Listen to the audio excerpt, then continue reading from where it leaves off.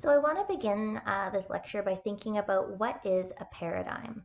A paradigm is a set of beliefs that frame a dominant assumption, a way of seeing and knowing something.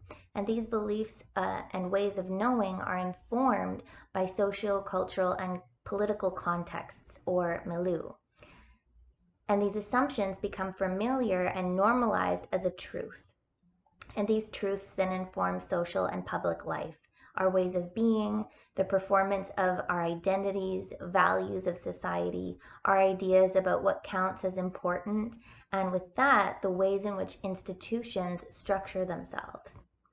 Thomas Kuhn was a physicist and philosopher of science who, in his book in the 60s, wrote his book was called The Structure of Scientific Revolutions, and he proposed the notion of a paradigm shift, whereby dominant norms which frame assumptions about a truth begin to shift and new paradigms of thought emerge which offer new ways of understanding and knowing the world. Yet these shifts are in no way quickly moving, usually. They often come into action in a slow and subtle way. And what's kind of interesting in thinking about paradigms in this particular moment is that some people might argue that there's a paradigm shift happening that happened very radically and very quickly. And we're still feeling those changes now. The paradigm in which we're situated in informs what we're able to see and our capacities for understanding. Often that which falls outside of the dominant paradigm remains invisible to us. And that which falls outside of a regime of truth, which may not fit within the structures of thought that inform what we see, what counts, these categories of thought inform how we interpret and make sense of the world. So the social, cultural, economic, and political milieu in which we live and these orientations to knowledge shape the emergence of theory, the perspectives and orientations that allow us to make sense of the world in particular ways.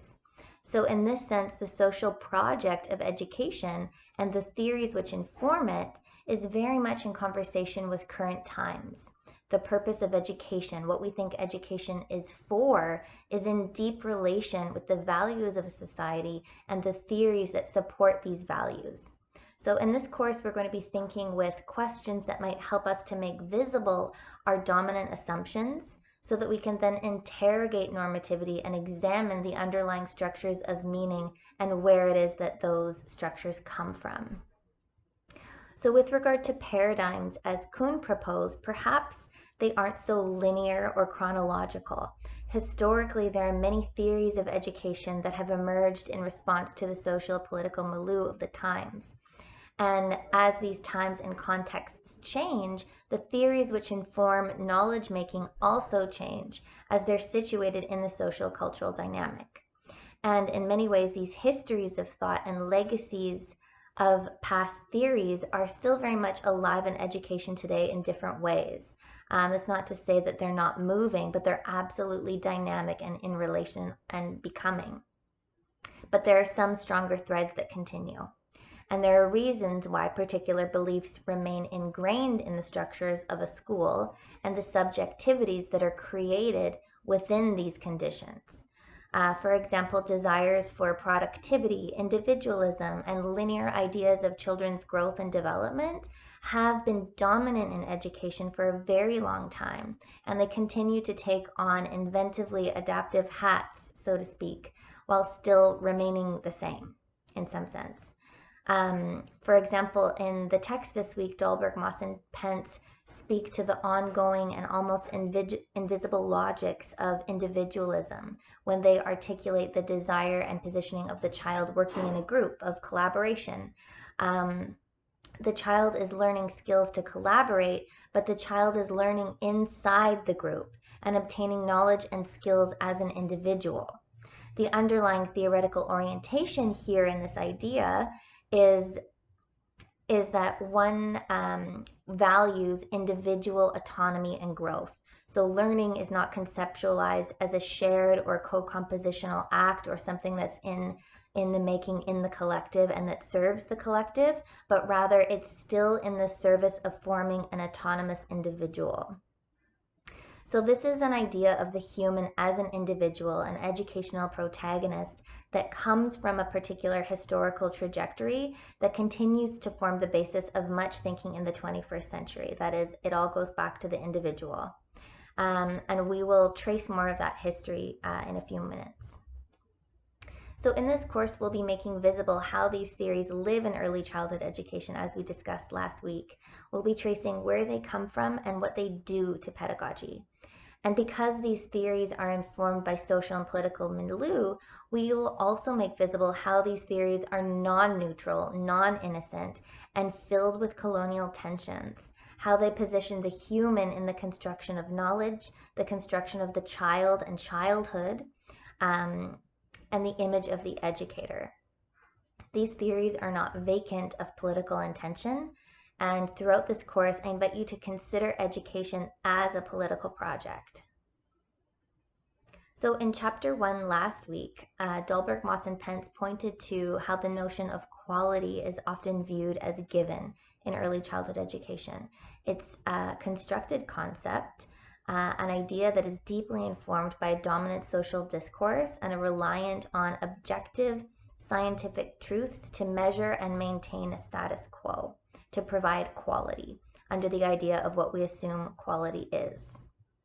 So in this book, the authors are not arguing that quality is something to be sought after or achieved. They're not arguing, hey, let's make quality early childhood, but they're rather questioning what is quality and where do the ideas that inform quality come from.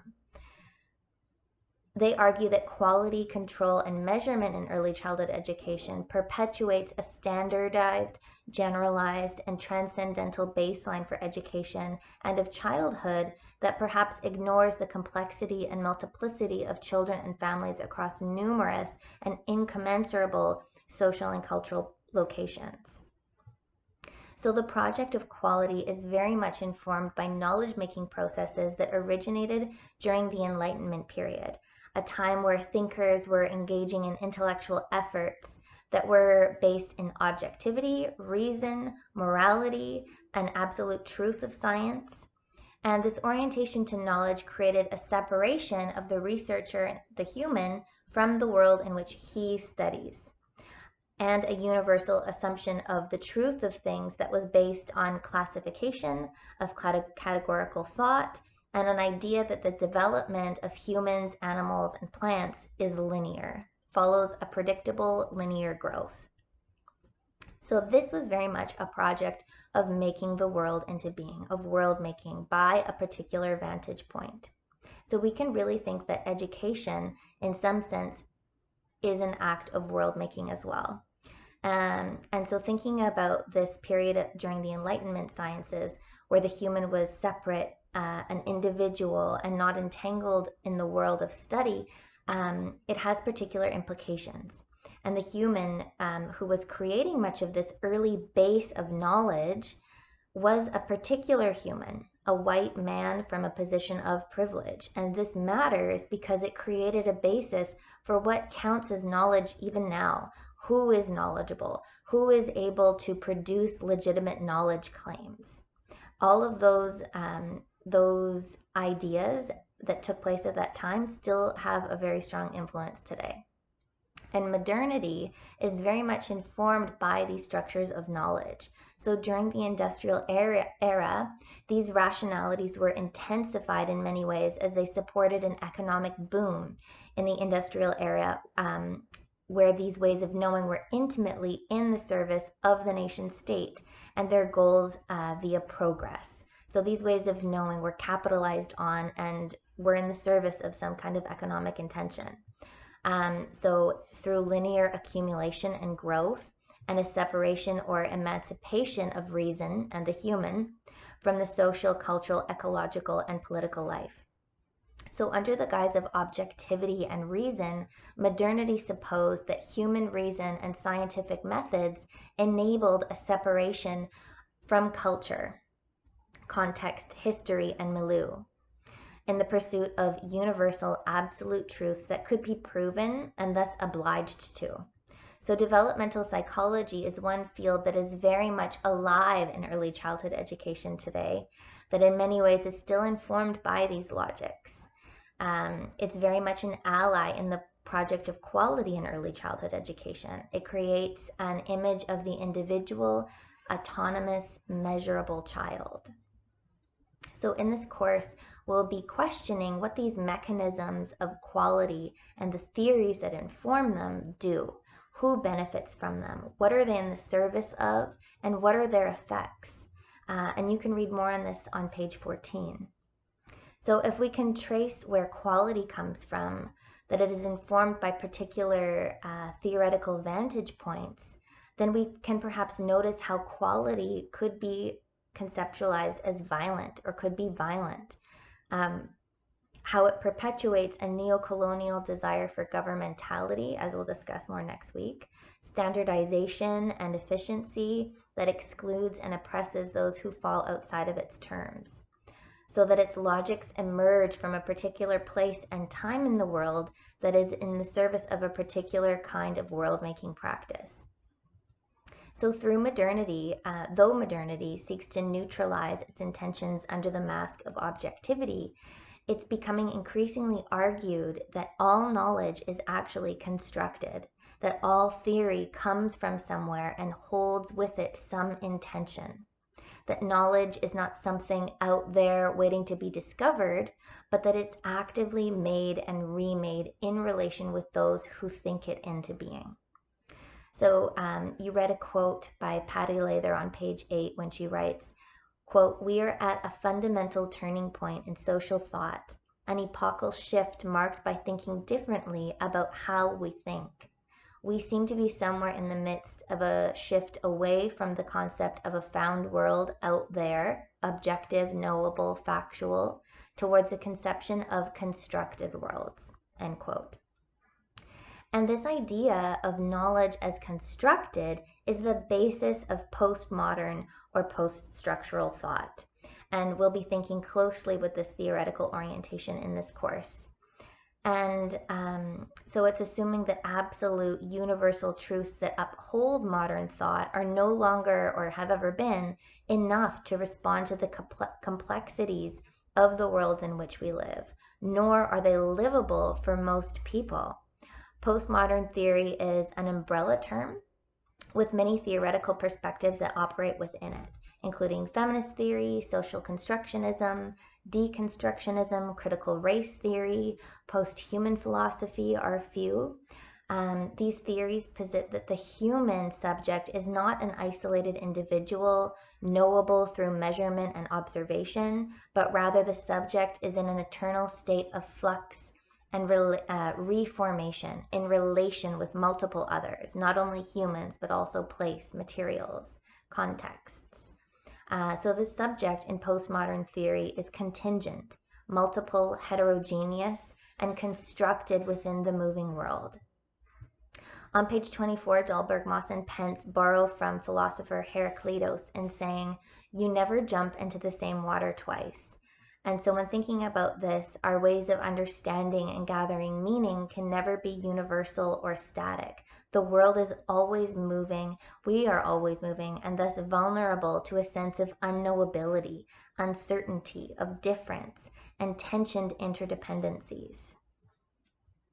Andy Goldsworthy writes, "Some places I return to over and over again, going deeper, a relationship made in layers over time."